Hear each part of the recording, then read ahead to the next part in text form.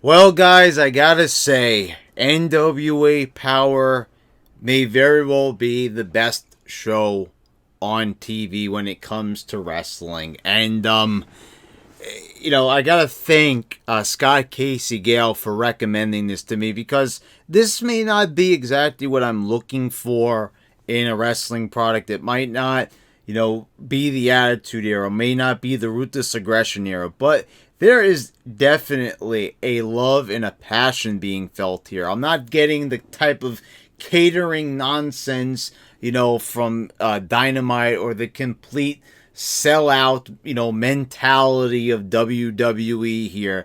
So that's very refreshing. I'm seeing some great characters. There's some great promos on the show. There's character development. This is a show that I've got a real great respect for Billy Corgan.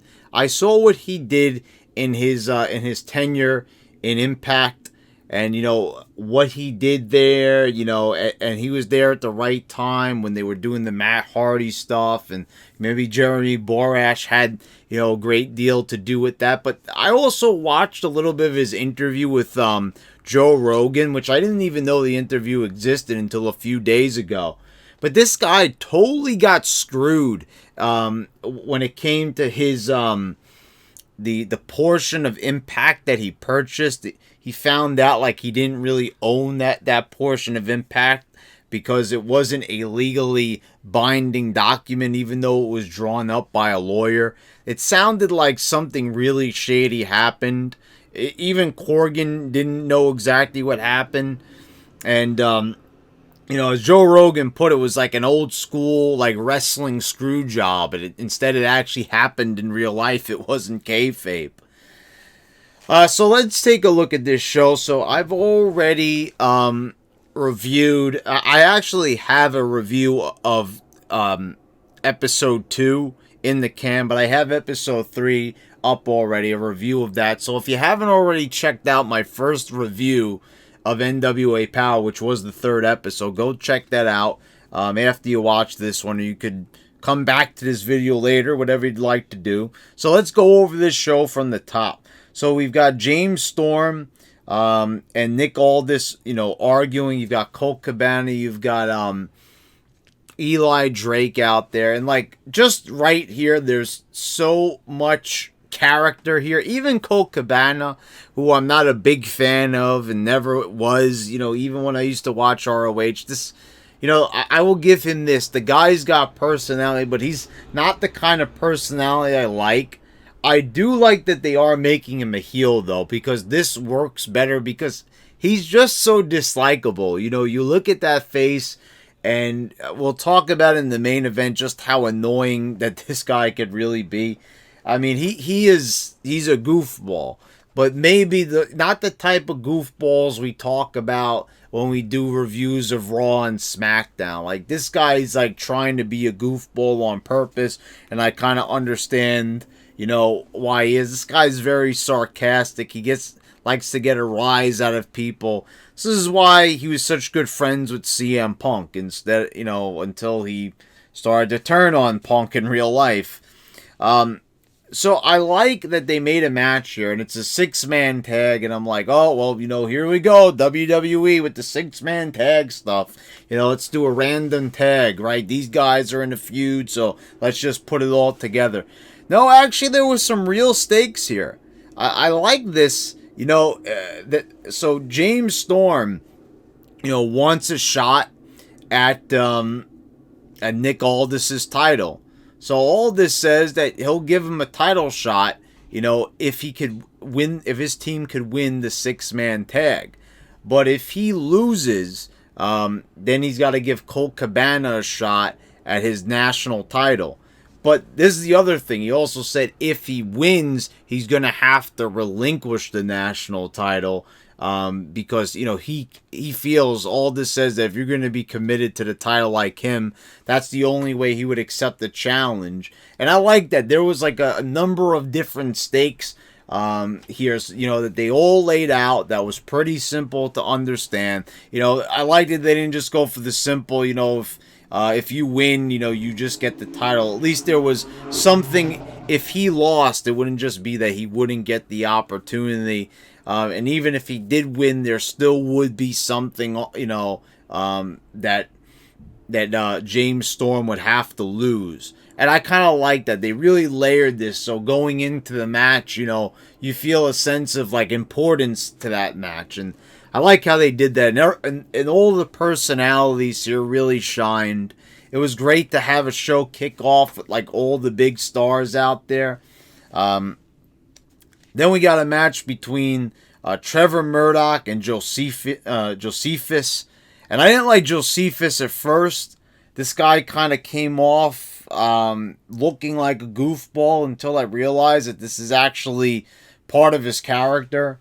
I saw he started coming out on the first episode, screaming that he wanted Storm. Like, I think that was on the second episode. He started, like, walking around saying that he wanted Storm.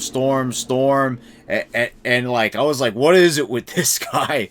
And then I watched him here, and like the stuff that he says, like he's like a real weirdo. I liked this guy, the facial expressions, everything. Like you look at him and he doesn't look like much. Like he's a bigger guy, but not muscular or anything, and not really too much to look at. But he's funny, and he's like a comical heel, and you don't really have a lot of this either on Dynamite, and I like that this guy's actually trying to have his own kind of character. He's a weirdo. He's kind of like some type of weird prophet. I saw like in the intro on the first episode, he was wearing some sort of hood. Like I don't know what like type of character he's trying to do. He kind of reminded me of Mordecai in WWE, like a slow Mordecai. I guess they're kind of going for. He's some type of prophet. So that's funny how you could like watch somebody one time and you could think like this guy isn't much, but then you watch him another time and there you go, like you could be a fan of him. So I'm not saying I'm a big fan of this guy, but I did like what I saw this time around.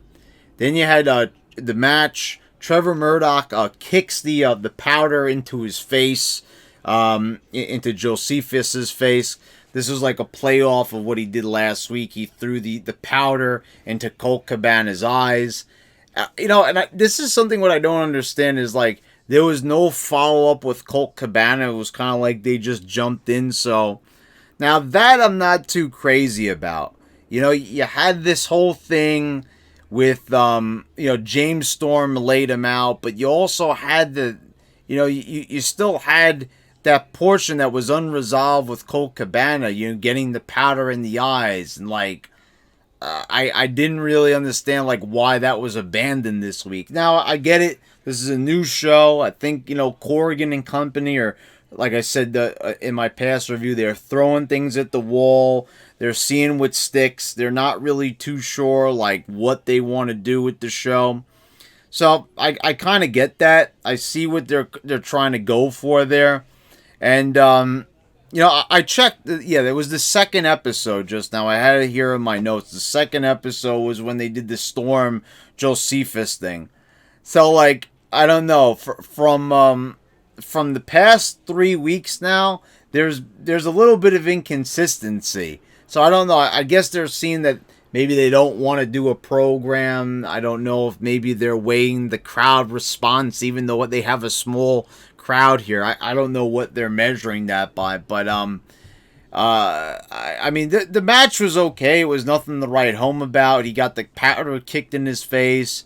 It looks like Trevor Murdoch is here to stay. I thought like after last week that they were, just bringing in Trevor, just to help out that guy Ricky get over. But Ricky Starks. But I guess he's here to stay, and I'm actually pretty happy to see Trevor. I wasn't crazy about this guy when he was in WWE because he kind of just looked sloppy. He didn't really look like much. So it was refreshing to see a familiar face like the past 2 weeks. But I don't know. You kind of look at like the other guys like Eli Drake and Nick Aldis, and then you look at Trevor Murdoch, and well, I don't know how much this guy kind of fits in on the show. I mean, I get it. He's a heavy hitter. He's kind of like the young Stan Hansen. I kind of see why people kind of draw that comparison. But there's not really a lot of character here. Murdoch looks weird. That's kind of why he got the job with WWE, because he kind of looks unique. But I don't know, after kind of looking at all the Kevin Owens and like Sami Zayns of the world, I don't know if I'm really in the mood for a Trevor Murdoch. But I don't dislike him, but just see if this is like he's growing on me. But the guy is obviously like on the show to be a jobber, to be a goofball, so I don't know where he really factors in, and they're kind of still trying to find his footing. So I'm giving them a break. I'm happy that we're just getting like a good character that's funny and entertaining. So I'm not really too concerned about the negatives. I'm just saying it's a little bit weird that they started something last week and they're not really finishing it this week. Then you had Aaron Stevens coming out. So this is the former Damian Sandow. He came out, reminds the crowd of the movie that he showed last week, Tropical Pirates, which was a little bit strange. Like I said, why they showed that and it didn't lead to a feud. Well, I guess they answered my call because Ricky Starks comes out, and this part was a little bit odd. I didn't really understand what Ricky was going for here. He was like, he puts his hand out like this, and, it wasn't really clear at first, like what he wanted to do, but it's kind of like the fans kind of understood he wanted Stevens to kiss his hand. And like someone even said in the crowd, awkward. Like after like the promo that Starks delivered last week, I kind of expected a little bit more from him. But we didn't really get that. This was just some like kind of bizarre thing, some bizarre interaction. I was thinking like, oh, okay, Starks is out here. We've got Aaron Stevens. We're gonna get like a great, back and forth. But this was kind of disappointing. I thought that there was gonna be a little bit more. But we'll talk a little bit more about them later on. Austin Idol does another commercial. Now, I understand I was kind of criticizing these commercials, what they're going for here. They kind of want to do these, like, fake commercials and, just kind of, like, entertain you. Just something to break up the monotony of the wrestling and the promos. And I get that. This one was actually pretty funny. I like it was the kayfabe cocktail. He was saying, like, how can you get the girl next door? He was like, do you want to know what's in the cocktail? He's like, but, if I did that, I'd be breaking kayfabe. So you have to kind of watch it in the context of the little vignette that they shot. But it was funny. This Austin Idol is like a really, like, old school star from the NWA. And I think it was even in the AWA. He's not really like talked about so much these days. So, but I know who he is, and he's an entertaining personality from back in the day. So it's good that they're sprinkling in, little like nostalgic bits here and there.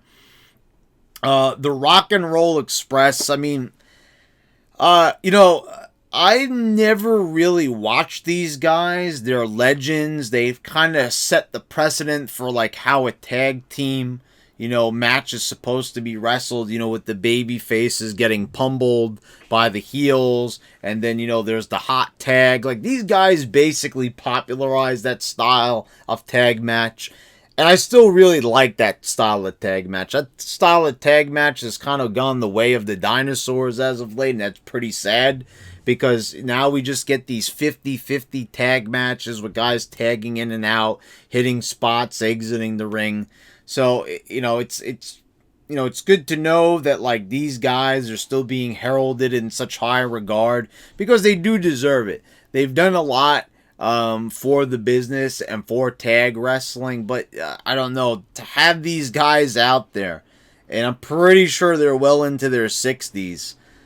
I'm not really too sure if this is a good idea. Like, are they gonna have? Because I see that these guys wrestle. I've seen that they had a match not too long ago, and like the dirt sheets were making a big deal out of it. I don't know if Corgan really wants to do that. Do we really want to see these guys put on the show? It's one thing if you want to use like older wrestlers like in comedy spots, kind of like what they did with Pat Patterson and Gerald Briscoe. But if you're gonna like bring them out there and have them wrestle with the younger guys, especially when you've got great teams like Homicide and and Eddie Kingston and the Dawsons on the show, I don't know how bright that is. So I don't know. It remains to be seen what they're gonna do with them. And speaking of them, we had the Dawsons defeating Eddie Kingston and Homicide. This was a good match. They actually surprised me. I thought we weren't going to see this type of style in NWA, but apparently we are. We got a nice no disqualification match here. There was some chair spots. But you see, look at this type of hardcore match. It actually looked like, they were getting hurt. Like, and the Dawsons were using the chair on Homicide. And Homicide was selling it very well. And, everything was implemented well. They didn't seem, even though they only had a short time limit, they did everything and it looked good. People need to take notes. Now, the only thing that was strange about this match is the finish. So they have Wild Card come out. They hit one of the Dawsons. And so you think like, okay, they're trying to help, Kingston and Homicide win. But then they hit, I believe they hit Homicide, or maybe they hit Kingston. I forget who it was. And then they put one of the Dawsons on top of Homicide. And I'm like, if it was Homicide. But, you see what I'm saying? They attacked one person, and then they helped the other team win. And even the commentators were confused. Now, they made sure that they covered their bases by saying, oh, what just happened there? But, I'm sure, they know what they're doing.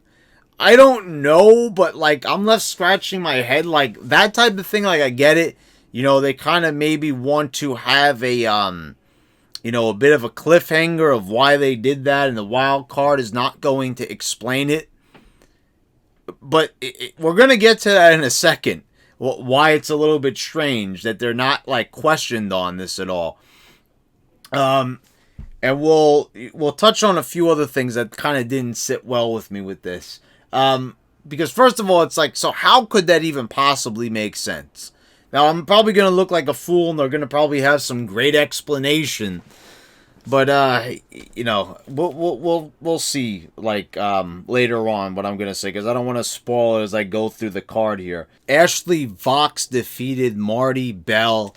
This was a pretty well put together match. Before, I don't know, I've been watching the women as of late, in this promotion, on this show. And it just, I don't know, things look better to me than they do on WWE. I've got to be, and definitely better than Dynamite. I already said, the stuff that they've been showing with the girls on Dynamite makes me appreciate the WWE stuff.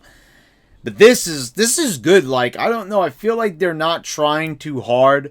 Before the match, we get this little tidbit of information with Marty Bell and Allison Kay, that they're really good friends. And to me, I don't know, I was kind of disappointed by this. I thought that Allison Kay was a bit of a loner, so I don't know exactly why they decided to make this. Doesn't seem like someone that Allison Kay would be friends with. Why would she be friends with Marty Bell? I don't get it. But and I thought Ashley Vox was gonna just be a one-off, but I guess not. So she beats Marty here. And, that was a well-wrestled match, actually. I didn't see anything cringy. There was maybe, one small, tiny botch with, a kick in the corner. But everything else looked pretty solid and smooth. Usually women's wrestling, to me, I've already said it in the past during numerous WWE reviews, it's usually very sloppy. There's, a lot of blown spots. And even people who, actually like women's wrestling, they'll admit to this. I'm not a big women's wrestling fan. I think you guys all know that. Like, I like Charlotte, and that's kind of like why I like Allison. Very impressive looking girl. She looks powerful. She definitely stands out amongst all the women. I would say, with Allison Kay, they should definitely keep her planted as the champion. This is like they could make her their Charlotte. Like everything that Charlotte could have been in WWE before they completely ruined her. Allison Kay could be that. Because I'm seeing the mic skills and everything. I think that they need to make her a bit more of a vicious heel, a bit more nasty. I don't know. I think she's a bit too respectful. So I'm, a bit too proper. So, there's a few things that I think they could tweak and adjust with her character. But like I said, as I've been watching these shows now, and now I've been completely caught up with them, now seeing all 4 episodes, I'm pretty sure that they're probably going to tweak things on her in the future because they seem like they're doing that with everybody else. And that's good. Like I said, all the criticisms that I have here, Billy Corgan has never run a wrestling show before. And, there's a lot of new people like running this and people who've never had these spots before. So I understand if things are a little bit, disjointed to begin with. But, but they're still putting out better content than the other guys. I will say that. As many shortcomings as it does have. Then Thunder Rosa comes out, someone that they've been building up the past few weeks, and this is a kind of like a Darby Allin, but she looks tougher than Darby Allin. No, seriously, I like the girl's look, actually. The half face painted, and I know people are like, oh, you're a hypocrite. You talk so much trash about Darby Allin in your Dynamite reviews. I do, but I don't know. Something about this, this is a female, and the way how she came out, I don't know. It seemed to work for me. She puts her hand out. She wants Marty Bell to join her, but Marty just walks out. I think we definitely on the next episode need to understand why we're supposed to care about Thunder Rosa. She definitely looks like someone that I probably should care about. Especially if they're going to take the time to, paint her face and everything. And that looked pretty cool. And you don't really see a lot of other girls doing that. Now, there is another girl that does that I believe she's working for Dynamite. She used to be working for Impact Wrestling. And they still have yet to show her. I forget what the name of that girl is. But, there's, I guess you could say it's similar character, but anyway, we'll see where this goes. It's intriguing. Why did she select Marty Bell? So they've got a lot of work to do, telling these different stories that they're introducing. But I like that there's a lot of different angles being introduced. People are popping up on the show. You're asking, who's that? Who's this? It would be nice to have a bit more of a cliffhanger to it. Something a bit more interesting, But like I said, we got to give them time. I understand. This is something completely new. They're trying something different that hasn't been done in a long time. So, I would say, and they're also doing it with a smaller budget than that of Dynamite or Raw or SmackDown. So, I'm trying to be understanding here. Ricky Starks defeated Aaron Stevens. Gotta say, I'm a bit disappointed that Aaron Stevens lost his first match, here in NWA, or at least on Powerrr. I think it's his first match in the NWA from what he said in a previous promo. But this was a good match. I mean, you watch a match like this and you really see, how something like this differs than what you see on Dynamite or Raw, SmackDown. This was just, like I said, like with the women's match. Just better paced, way better, put together. Things look smoother because they slowed things down. They took their time. They didn't try to rush through it. And mind you, they're on a strict time limit. And they still didn't look like they rushed. So that really is saying something. That's what's impressive, I have to say, about the performances on this show. They're under strict time limits, but somehow, some way, they're not botching as much. They're not really, messing spots up, and they don't seem like they're rushing. So that's good. I'm still a bit confused by the promo from before, and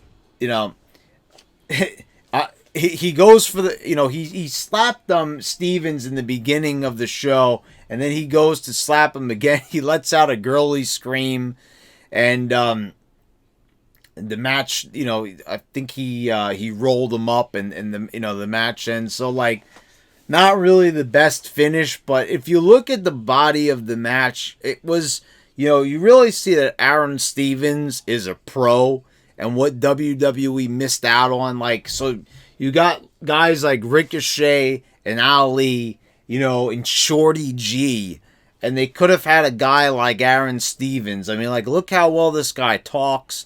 Look at the look on this guy. The guy had basically it all. And they really messed it up big time by not holding on to this guy and doing something with him. Then in the main event, we had James Storm and Wildcard defeating Colt Cabana, Nick Aldis, and Ken Anderson. Now, I would like to see a bit more out of Anderson. The fact that they kind of have just thrown him into tag matches so far is a little bit disappointing to me. I would like him to be perceived more as like a world title contender, but I was watching this match and, it was at a fast pace, but I like that they were at least tagging in and out. They hit some moves, but, there wasn't anything, there was no big kickouts or near falls or anything like that. And, and plus, it was fast. Once again, it didn't look like they rushed anything. And, at the end, this ridiculous pin by Colt Cabana, this Superman pin, that I'll say was good. That was heelish. It was eye-rolling because, Cabana, the way how he did it, diving over and pinning him with his legs. It looked goofy, but I kind of see why they went that route because, the crowd is obviously, going to think the same thing. I'm not a big fan of his style. When they showed Cabana and Anderson tagging together for the first time, he yells "stop" at the opponent, just like very cringy. And so this you could say was cringy, but they use it effectively during the match. So now Storm's team lost. Now he's got to face off against Cabana and put his national title on the line. So it's going to be very interesting to see who are they going to pick now for Nick Aldis. I don't know. I got to say I'm a little bit disappointed by that. I thought we were going to get James Storm and Nick Aldis, but apparently they're going to go in a different direction. There's probably going to be a different challenger. Another thing that's very odd is, we didn't get anything from Tim Storm this week. We got a little bit of a recap at the beginning, but he was MIA. And I think that's going to be the problem a lot of times, on this show. The fact that, this was a 52-minute show. And actually it was like 49 minutes because the first couple of minutes were just a little countdown with some recaps. 49 minutes, you kind of think to yourself, well, okay, some people are going to be left out from week to week. And, that's something that could really affect the show, because you're going to, not see these guys. Okay, they did mention them, but I kind of understand. And here's the other thing now that I was getting to before, but I didn't really get to mention. Why did Wildcard do what they did during that match with the Dawsons and Kingston and Homicide? But it's not explained here. Marquez and and Galley are not approaching them, asking them why did they do that. I thought that this guy said that he was an esteemed journalist, right, Joe Galley, but he's not going to ask them why they did such an oddball thing. And also, like, where were Eddie Kingston and Homicide to do a run-in during this match? Where were the Dawsons? Like, this all just sits well with them. You know, they're fine getting attacked by Wild Card. There was no receipt or anything. I don't know. This is... like, this... There is a lot to like about this show. The quality of the promos, the characters that are on this show, the match quality, the fact that they're not all spot fest. There's so much to like here. There's only one problem that I have, is that, like, especially on this show specifically, there was a lot of things that, you know, were real head scratchers. And you were kind of thinking, like, why did they do this? Like the hand kissing with Ricky Starks. You know, why they would have Aaron Stevens, you know, lose his first match. You know, like, I would think you'd build him up a little bit stronger than that. The finish, they definitely have to explain that next week to the Dawsons and Kingston and Homicide match. Why they didn't try to get revenge when Wild Card is right there in the main event. I mean, wouldn't it have made more sense for, like, them to screw them over, and then you could have heat, you know, maybe James Storm might even be pissed off. Like, I don't know why you'd miss out on that opportunity. You could have had an even hotter main event, you know, just by, like, you know, having those guys do a run-in. You should have had all 4 guys do the run-in. You know, even though the Dawsons won the match, one of the partners still got attacked, so I don't know. Maybe they'll explain it next week, but I don't really see how they could explain why both teams, you know, wouldn't show up during the main event to get some type of revenge. But anyway, I did enjoy it. Like I said, it's not a really good show, not amazing. It's not like a super, you know, recommendation from me. Like, you gotta go watch this, guys, or you're missing out on something big time. No, but it's a really enjoyable show. Like I said, good character development. There's an attempt to tell stories. There's some funny stuff on there, you know, with Josephus and everything. And, you know, there's definitely and they've said it on the previous shows, a push for, like, you know, these guys are acting more like men. Like, you see Eli Drake, James Storm, all these guys in there, you know, some real tough guys. But, you know, there's few things, like, I don't know, like the Ricky Stark stuff, like kissing the hand and everything, and the Colt Cabana stuff. You know, I get that they want to have, like, you know, him kind of be a hateable goofball, but I don't know, like, the pin and everything, it's still, I have mixed reactions. Like, I understand, like, why he might do that, but he used to do stuff like that in Ring of Honor all the time, and he even used to get heat from the Smarks, because, you know, sometimes the stuff he does is just kind of annoying. But anyway, guys, I hope you all enjoyed this review of Powerrr. Please subscribe if you haven't already. Click the bell so you get all the notifications when I post all my new videos. And guys, thank you all for watching. I'll see you next time.